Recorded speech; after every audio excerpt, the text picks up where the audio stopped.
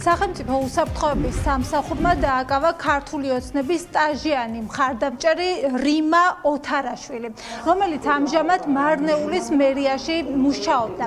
სახელმწიფო უსაფრთხოების სამსახურის მტკიცებით თაღლითური სქემა, რომლის მიხედვითაც ოთარაშვილი გეგმავდა 60,000 ამერიკული დოლარის მითვისებას, გამოიყურებოდა ასე. ის დაპირდა მოქალაქეს კონკრეტულად, რომ მერიაში მის სასარგებლოდ გადაწყვეტდნენ საქმეს და საუბარი იყო მიწის ნაკვეთის გადაცემაში და შესაბამისად ამბობდა, რომ დაგეგმარება მიწის ნაკვეთების ამ შემთხვევაში დაყოფა გამიჯვნის საკითხები ისე მოგვარდებოდა, რომ მოქალაქეს, რომელიც თანახმა იყო დიდი ოდენობით თანხის გადახდაში, მის სასარგებლოდ გადაწყდებოდა საქმე. სწორედ 61 წლის ქალს ხელბორტკილები დაადეს და მას ედავებიან დიდი ოდენობის თანხის თაღლითურად მითვისების მცდელობას. რაც დაყოფა გამიჯვნა და პროექტების ჩასვლა პროექტების მაგრამ შენ პროექტი გამიდა ვიზახი მაგრამ ეს ხალხს არ მიხდი 60,000 დოლარი ხო? ანუ მერიაში მექნება კიდე რამე გადასახადი? მერიაში მექნება პროექტი თუ გააკეთე. პროექტი არ გააკეთე, არ ექნება. ხო. და გარანტიები 100% გარანტირებული ხარ, ხოთია. ამ საქმის ერთ-ერთი ისა თავის ფიგურად იქნება მერები. ეს არის 5,000, ხო? წინასწარი შეთანხმებით ჯგუფის მიერ დიდი ოდენობით თაღლითობის მცდელობის ფაქტზე პასუხისგებაშია მიცემული მარნეულის მუნიციპალიტეტის მერიის ადმინისტრაციული სამსახურის თანამშრომელი და ერთი მოქალაქე.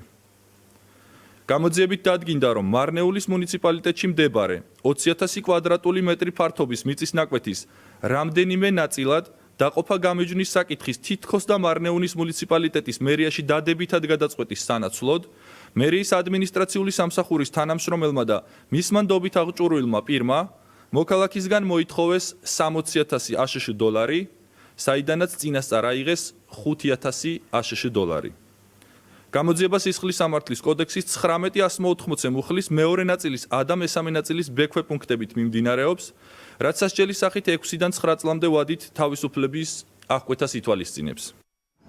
ვინ არის 61 წლის ქალი, რომელიც სუსის მტკიცებით 60,000 ამერიკული დოლარის მითვისებას ცდილობდა?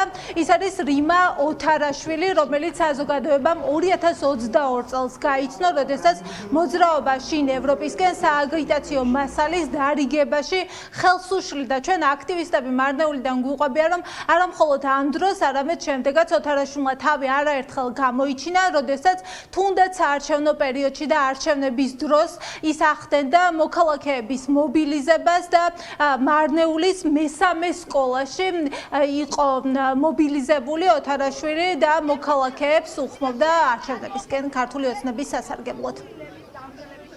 ამ კონკრეტული რაღაცებზე არ მაქვს ინფორმაცია, მაგრამ ჩვენ ხშირად ამ ქალბატონს ვხედავდით საარჩევნო პროცესებში, არჩევნების დღეს ხალხის მობილიზება, ფულის გადახდა ამ მრჩევლებისთვის, ზოგადად მარნეულის მესამე სკოლაში იყო ეს ქალბატონი და ჩვენ რო ვიყავ დამკვირვებელი, არაერთხელ ვინახეთ მისი ეს ქმედება. ეჭვარ გეპარება ზოგადად მარნეულის მერიის თანამშრომლების ზოგადად ქსამის აღების საკითხებზე, მაგაზე თვითონ მოსახლეობა ხშირად საუბრობს და თავისუფლად საუბრობენ ქუჩაში, ჩაიხანაში, ოჯახებშიც, რომ მაგალითად რამდენი გადაიხადეს რისთვის.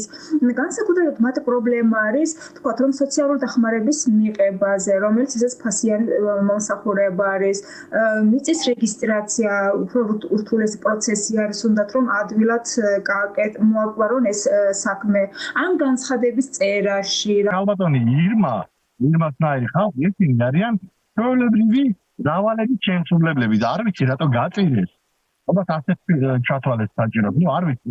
ეს იმასე რომ გითხრათ, ზოგადად თუ გულით ქართული ოცნება ებრძვის გთამს, ეს უბრალოდ ყველა მოქალაქეს გაახარეს.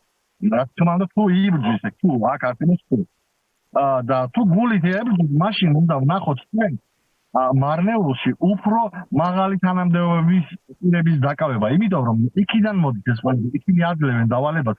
ეხლა აქ ჩანაწერში ვნახეთ ჩვენ 60,000 დოლარზე მიდის საუბარი. რომელი ესეთი ირმა რომ ვინ არის ესეთი რომ ესე მაღალ თანხაზე საუბრობდეთ იმდეს. აქ თანს რომ ვიღაცა ზენდგომები ყავს. სახელმწიფო უსაფრთხოების სამსახურმა 12 სხვადასხვა სისხლის სამართლის საქმეზე ჯამში 30 მოქალაქე დააკავა, მაგალითად დაკავებული არის ახმეტის მუნიციპალიტეტის საკრებულოს წევრი ქრთამის აღების ბრალდებით, ასევე ქობულეთში დაკავებული არის განათლების სამინისტროს პროფესიული სასწავლებლის კოორდინატორი ყალბი სერტიფიკატის დამზადების ბრალდები და ასევე მაგალითად დაკავებული არის თბილისში მეხანძრე მაშველი, რომელიც უცხო ქვეყნის მოქალაქეს მფარველობას პირდებოდა სახელმწიფო საკუთრებაში არსებულ მიწის ნაკვეთზე ჯიხურის გახსნასა და შემდეგ მუშაობაში. ჯამში როგორც გითხარით 30 პირია, ნაწილ მათგანზე ბრალი ჯერჯერობით ოფიციალურად წარდგენილი არ არის და ყველა ახლა ბრალის წარდგენის და სასამართლოს მოლოდინშია.